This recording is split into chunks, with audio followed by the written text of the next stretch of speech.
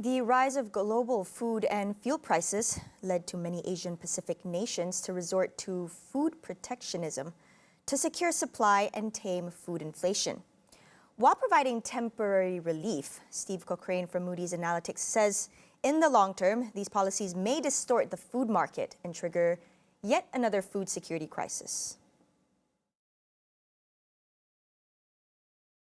There can be some long-term distortions in some of these food markets and actually create some more difficult food security issues if this protectionism stays in place for a longer term.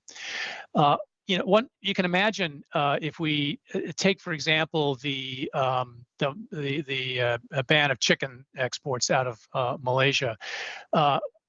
It doesn't allow the producers of chicken to sell at the higher global prices that they can fetch if they export, which means that their revenues are limited.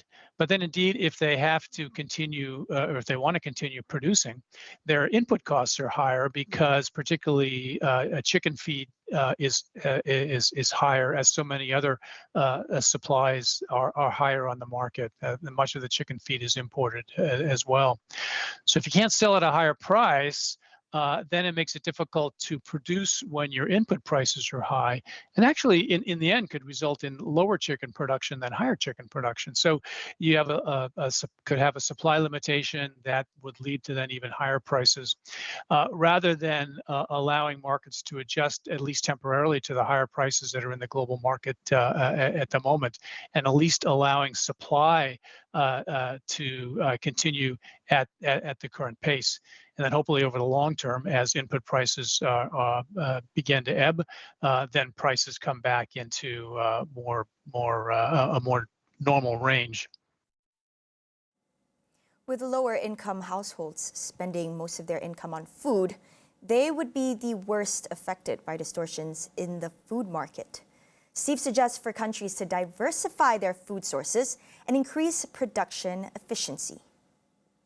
If food protection policies led towards long-term distortions in some of the markets that ultimately led to either supply issues or pricing issues, then that could, in the long run, extend some of these problems for some of the lower-income households.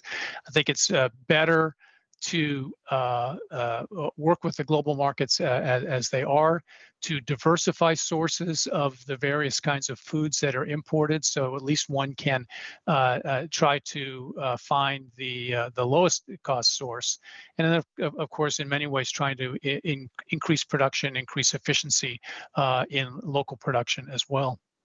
Also to improve infrastructure and storage so that the movement of food can be done more easily, less expensive, and food can be stored for a longer period of time.